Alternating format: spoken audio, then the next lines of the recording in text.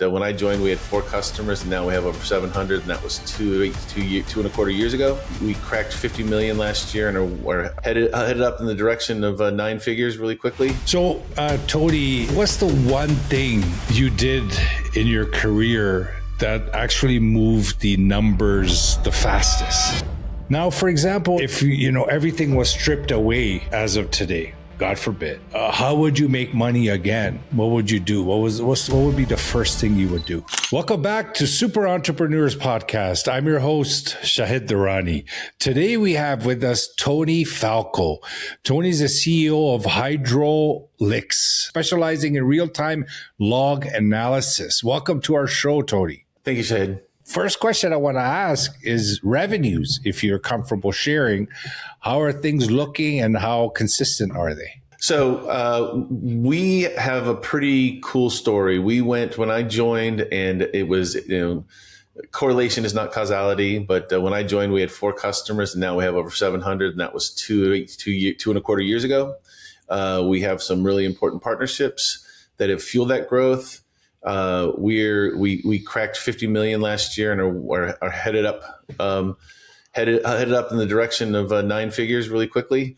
And it's been an incredible climb. And when we get used to it, I'll tell you, we get used to it. And then when we talk to other people, they're like, that's a very rare thing. And we have to remind ourselves that we're doing something that's unusual. Yeah. That's wonderful. Those are big numbers. How does that, make you feel as of today? So when you look back, I like to hike, and I live in the Pacific Northwest, and you've got lots of really tall mountains, the Rocky Mountains to our east, and the Cascades. And when you're climbing up a steep trail, it really can be tough, and you're sort of in the trail and in the moment, and you're feeling just the climb. And then when you get to the top and you look down, you're like, that's pretty cool. But then you look up and you get another peak to hit. So yeah, it's sort of like once in a while you take a moment, you look back down, you say, I climbed that, that's cool. And then you look up and you say, I want to keep going. So in the moment, I'll say that what you're thinking about is, what can we do better? What can we do to improve? How can we make this more repeatable, more efficient? Yeah.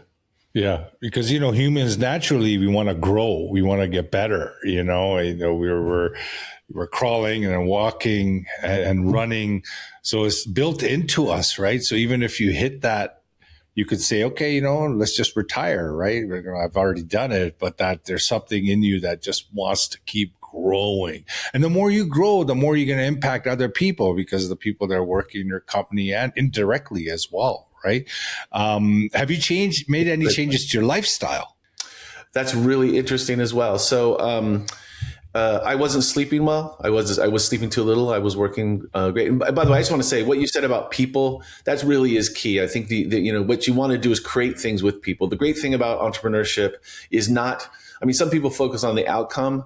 But, I've had startups that have done well. I've had startups that have failed. And the one thing I can say about all of them is they were successful because I've had people in my life from each of them that have stayed in my life, investors that have stayed with me in new ventures. So it really is the people thing is really important. There are 2 things that I've changed with the work the workload I have here. First of all, it's, putting, even on the longest day, taking some time out to, read or meditate or just slow things down.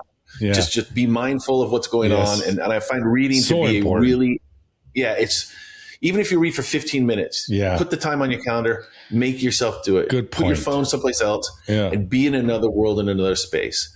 And so like for me, that making the allowances for myself. And the other thing is I'm doing a much better job of following up with people. Sometimes you get in as an entrepreneur, you get locked in and it's like, I got to do this, I got to do that, I got to do that. And you've got to make time for your network and keep your network strong, because the network is going to come at unexpected times and help you. Yeah, no, definitely. But are you finding yourself with the success now? Are you finding yourself doing things that you weren't doing before? No, I think, you get, to me, I'm always afraid that I'll change it. There's like a basketball player who wears a shirt to the gym and has a great game will start wearing that shirt all the time. I feel like I get into this mindset of like, if it's working, don't change too much. There's some level of introspection, but I'm not looking I want to keep things stable so I can concentrate on the mission. Yeah, that's Does that make sense? Yeah, no, of course, definitely makes sense. It sounds like you do pay attention to your inner world and not so much focus on, always pushing or trying to achieve better results. You're more grounded and focused internally to produce better results naturally. I think people, one of the things I'm much more open to now is seeing feedback as a gift as opposed to being defensive. So, so like when somebody, I'm the COO now, and there's a certain challenge that people might feel to bringing feedback to me. Like, what if he gets mad and so forth. Yeah. And so I've really started to embrace feedback, no matter how it's delivered, as a gift from a person, because oftentimes people will get nervous about saying something. Yes, and they might even start out being defensive. Mm-hmm. Or come across a little bit like, just a little bit more abrasive than they mean to. And I realize that what it is they just need permission. They need to feel safe to give me feedback or critique.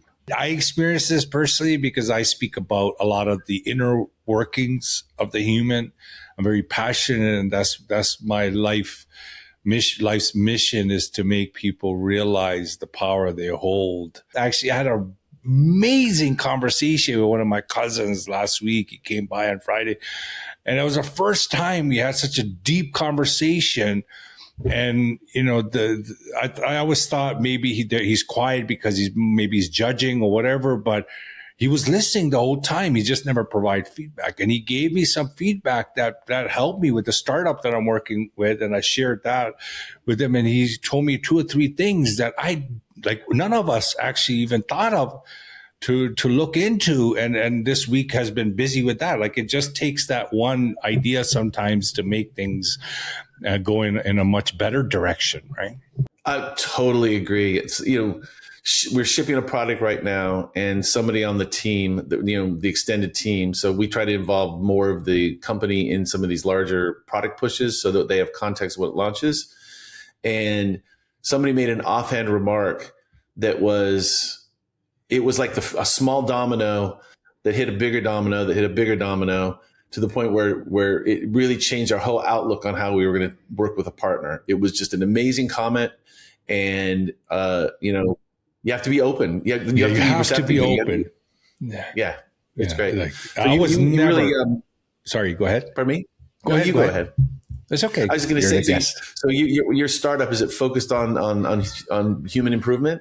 Oh, 100%. Yeah. How did you guess? So that's my passion. I can see the passion. Yeah, people is foundationally the passion, but obviously it has to be something that has a potential to have a large exit as well, right? It needs to make money. It can't just be on one direction. But finding an idea where it empowers people and go on your path to a larger exit, that is a very nice ecosystem, I think. So yeah, definitely it's always around people. Even what you do, right? And this idea that you have, it's saving people money. It is. I think that we just found out that some of our cloud provider partners are going to increase their costs by like 10% because electricity costs are going up. And what that means to us is our value to our customers, that they can store more data longer in a very super compressed way and still access it. So we talk a lot about the compression. It's kind of a joke, but the compression really is a differentiator. It's a means to an end, which is they can save more data for months and years. We actually have a big customer who does one of the biggest sporting events in the world, who says they're going to keep the data for as long as they can because they have a contract to do these events every 2 years, and they want to compare each event to the last. So, with the price of electricity going up, other ways of storing that data will not be affordable. It's like if somebody increased the taxes on your house when it's paid off and you couldn't pay those taxes, you want to keep that house.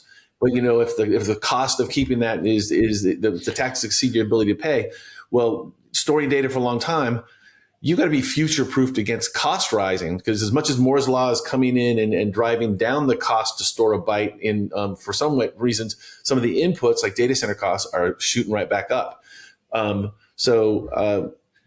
We're well positioned to help our customers. That's why I see it. That's great. We want to help our customers not have to make essential compromises. Yeah. And that's what I saw from the research we did. And that's why I wanted to have you on the show. And I'm very grateful for you to accept the invite. And thank you for your presence right now and sharing your thought patterns and your success and failures, whatever it is that I'm asking, is around people, right? It's around helping the people that are listening and watching this information. So can you also share where you were in your life or your lifestyle or your finance, where like your financial status, were you in a good place when this success happened?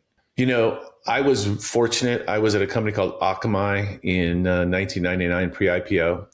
And I was one of the first people in my family that had gone to college. I didn't own a stock. I was very financially naive. And we had a great IPO. I was fortunate to be able to take advantage of that. And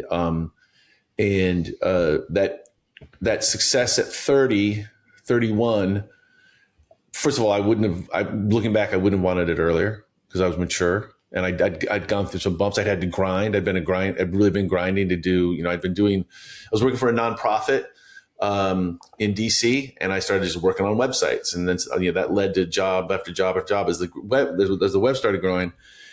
And I came from a family of immigrants who were grinders, and my dad died at 55, right when this was happening, and I realized I need to figure out why I'm grinding. And so I took off for a couple of years. We lived in New Zealand, we lived in Hawaii, we traveled, we did a lot of fitness stuff, and then when I came back, later on at 38, I knew why I was doing this. And it's just been a transformation for me. And one of the things that really stayed with me was how many people reached out to me all the time from that time at Akamai saying that this was a great job, that it was one of the best jobs we've had. We got fulfillment from it. And also, I'm really proud that though nobody there even knows who I am now, there's a company called Akamai that people go to work at every day, that they deliver value to their customers, but they also send their kids to college and they buy houses and stuff. So, being a small part, however small, of building something that's lasting and that gives people the purpose in their lives is a really amazing feeling. So, my success really is twofold. I was able to, at a very hard time in my life, recenter and come back knowing what I wanted to do. But also at the same time, I was able to feel the incomparable feeling of having helped create something that's enduring. Mm. Are you going to work on another startup? Because you said grinding, so maybe we could put more on your plate there, Tony. I've learned to grow. Well, shoot, I'd like to say my wife would laugh at me if I said I grind less. I don't know. I don't know if people listening to this have had the pleasure of getting into a flow state for work, but I like nothing better than Sunday. I love Sunday because I love doing something in the morning, having a great breakfast with my wife, and then I just lock in on a long-term project, and you get into that state where you're just in the decisions. There's no interrupts, there's no calls. Yeah. There's just pure time to think, plan, and execute. And now with all the tools that we have, like Cloud Code and stuff, it's just crazy what you can get done. Yeah. So that's the beautiful part. It is. It's so amazing, and it's fascinating to be a part of something like this. Yeah. This company. Will I do another startup? I've done 5. Chances are, I will. So if I present something to you, you'll be open ears? I'm always open ears. I love, So are you going to stop taking the day off on Sunday then? Oh, yeah. Didn't think of that, let's right? let's not get crazy here, okay? Let's not get crazy. Don't take my Sunday away. Yeah. I won't take your Sunday away. For me, it's the pleasure of being able to lock in and create and answer questions and get things in order. Saturday is, from Friday afternoon, going for a hike. Saturday doing some fun stuff with friends, and then Sunday. I'm still sociable, but I pick a couple hours. I pick like 6 hours on Sundays, and it's pure pleasure. It's like being able to sit down and read a book for the whole day. Yeah, it just to me it doesn't feel like grinding. That's the thing. It doesn't feel like grinding. Yeah. See, that's the thing I want to clarify, right? When you say grinding, but your energy doesn't say grinding. You know what I mean? So grinding, there's a lot of studies being done and have been done on the hustle culture and the grinding. And it's that, that aggressive feeling or that feeling of FOMO, and you just keep pushing and you work hard and you're just frantic, you just seem little, confused, not consciously, you know what you're doing, but it internally just feels like something is off, and you just keep going, pushing. That has a lot of effects on your body, on your health, on your psyche, and people around you, like, all that we know about, right? But in your world, it feels like how, for me, I live a flow culture, right? I live that culture, not because I was brought into it. Far from it. So I invested in myself, focused on self, improved that so I could make a bigger impact on the outside with other people, right? So the focus on me is the flow state. When I'm in the flow state, the decisions are much clearer because the mind is calm, right? So I'm able to I'm able to make decisions quick. I'm able to make moves quick. So what I do in a day is, strategically speaking, much bigger than it would be if I was hustling, little grinding here and there and doing those things. True. That's true. The strategy behind it is more vast, more open. They're bigger, they're more powerful because of that calmness. There's something about a human being when we have the mental calmness. There's something else that starts taking over the driver's seat that is way more powerful than, what the conditioned mind is, for example. There's something about the calmness. I couldn't agree more. I think the reason why Sundays are so important is because Monday through Friday, it's, a lot of it is, but you love it. React. But you love it. Yeah. Make no mistake. The Monday through Friday, you have a contract with people to get the answers. You have to get the people on your team the answers they need to be productive. So it's a lot more reactive. Yeah. It can still be great. It'll still be fun. I mean, I'm having a ton of fun. That's good. What I really like about what you said is it feels like what you're saying is you need to take a step back, calm, to take 2 steps forward. It's like the you need to be able to let that executive's function take over instead of instead of the sort of the fight or flight and sort of the anxious functions where you're just making decisions and reacting quick. It's all one reaction after another. And leaders and people that are running companies, they're running it from that maybe chaos is a strong word, but meaning that go feeling, the heavy feeling of okay, I gotta keep moving, I gotta go. What it does is I feel that it removes the ideation that we can create, especially now with tools like AI. We have a thought partner, a more robust, intelligent type of a system that came to us that we could utilize to think more deeply about the ideas that come up.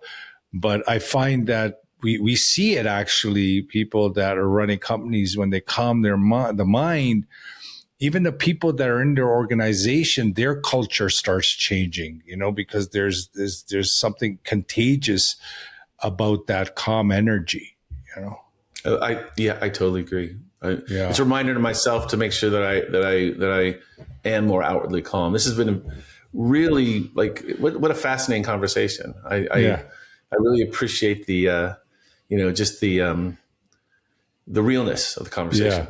Yeah, no, it's great. And you're bringing it, you're bringing it. So thank you for that. Now, for example, if everything was stripped away as of today, God forbid, how would you make money again? What would you do? What would be the first thing you would do? I've thought about that all the time. I think that if I had to start from the beginning, I would probably, well, let's look at this premise. Does it mean that this whole industry goes away and I don't have a choice to get another thing going? Yeah, whatever happens, for example, we don't know, it probably is just not going to happen, right? But say if this startup was, not there, God forbid, you don't have any opportunities, you're all of a sudden the funds are decreasing, you don't know what to do, you have all the knowledge, you have all the experience, but now you have to rebuild. You have to start from the beginning in 2026, February 10th. What will be the first few steps? I would pursue a trade, Shahid. I would add skills and because there's something interesting. As a kid, we were very much a DIY family. I've kept a lot of that DIY stuff. It's the DIY approach, and so what I would do is go and learn and practice a trade. Even what though trade would it be? Well, I'm afraid to get shocked to death by electricity, so it would probably be carpentry. I love. Okay. I don't know if people like me can work on cars anymore. Like the way my dad did. People would be under the hood all weekend with a beer on the fender. But that's a fun memory. But also, I grew up in a family that was fearless to build stuff, and so getting some power tools, helping people, building stuff for people, being indispensable. I think that having a trade is in some ways future proof. Yeah. So, Tony, what's the one thing you did in your career that actually moved the numbers the fastest? Created more revenue, grew the business. Oh, easy. Investing in partnerships. Oh, I love that. That's my thing, with whatever I'm doing is all partnerships. It's got to be partnerships. Yeah. Amplifiers. I love that. So in the way I learned it, I had a kind of a cool apprenticeship in that it was in the early days of mobile phones, and there was a very small percentage of people that were using mobile phones. And I was super young at this point, and I worked with people who were all just incredibly. What you were trying to do is like maybe 5% of the population was using mobile phones at the time, and you're trying to churn them. You're going after the same 5%. So everybody was looking for leverage. So the disciplines that I learned were you've got to have direct to sort of control the market, control your message, keep price points where you want them, and then you use the direct as a proof point to go get partnerships that amplify you. Yeah. So pure partnership, people can argue about the approach, but I feel like if you don't have a strong direct, you can't get big partnerships. But once you get the big partnerships, the direct is there sort of as the control group. Wow. And yeah. That's great, Tony. This might be a historical episode because once I share my startup idea and maybe you come in together and we do another episode in the future, we link this conversation because you never know what can turn out of these meetings or relationships, right? So. When are you dropping the startup idea? When it came out of stealth? So right after we stopped recording, because there's other people involved. I would openly talk about it, but it's not just me, right? You know what I mean? But if it was me, I would openly say I've done that so many times on the show with ideas. Cool. Well, I can't wait to hear. All right. Awesome. So if there's someone out there struggling and your experience of life, where you are right now, making startups successful, having a wonderful experience so far, from the ups and downs that you went through. If you were having a conversation with someone that is struggling, and maybe they're struggling in a business that turned out to be a job, or they're in a job that they don't want to be in, they want to do something for themselves to earn more money, is there any kind of advice you can give someone like that based on your experience? Yes. Your business is not your identity. You are you're somebody outside your success or failures in the business world. And I'll also say that the worst experiences I've had in business have hardened me, and I can go into any room and say, no matter what happens here, I don't think anything is going to be worse than X. And knowing that I've endured X and I've come out of the other side stronger has made me personally just more relaxed and more resilient. So I would tell people, first of all, it isn't you, it's a business. You don't control everything. So when the dot-com bubble crashed, or popped, I had no understanding of interest rates and how they affect liquidity and how they affect, markets. And so I thought it was almost literally a personal failing that the company I was at was beginning to struggle. And when I learned that, I was really immature about how things work. It's laughably immature or naive about how things worked. But when I began to understand that I live in a system that has lots of things outside of my control, it in some ways it strengthened me. It didn't weaken me. It didn't take away my agency. It amplified my agency, because now, once you know what you can control and who you are, you can focus on building resilience there. Yeah. And so for me, I'm not sure I've ever said that out loud, Shahid. That's great, Tony. Because there's a flow of this goodness that's going back and forth here. So this is wonderful what you said. It definitely seems like you're a meditator from what you're saying, because these are discoveries we get from, bringing in more of the stillness into our life. And what you're saying is close to home. Is very much close to home.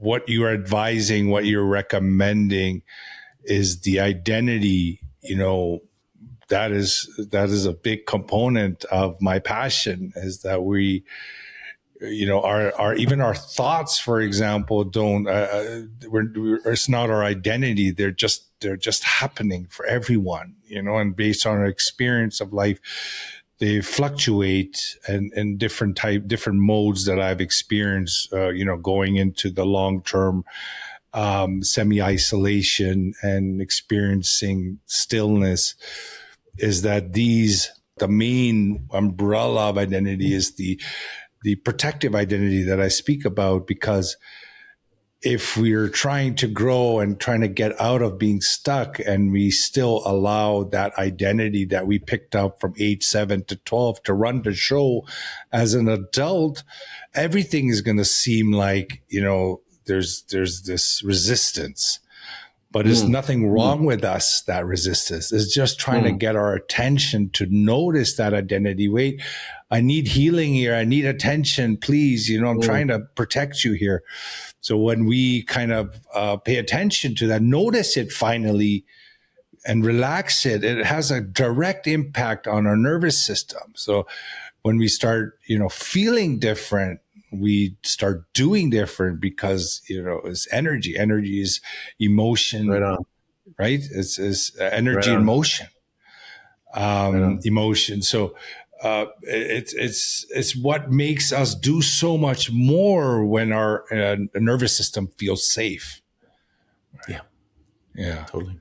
Well, no, it was great, Tony. Thank you so much for your time, brother. And appreciate everything that you shared today. I'm hoping that we provided value to our audience. Please do subscribe if you're watching, it really does help us. We do what we can from our end, but your engagement means the world, no matter what it is. And your voice matters. Even if you don't agree with anything, say it. We'd love to open up a conversation, and appreciate you and thank you. And Tony, once again, thank you. This is great. I really appreciate it.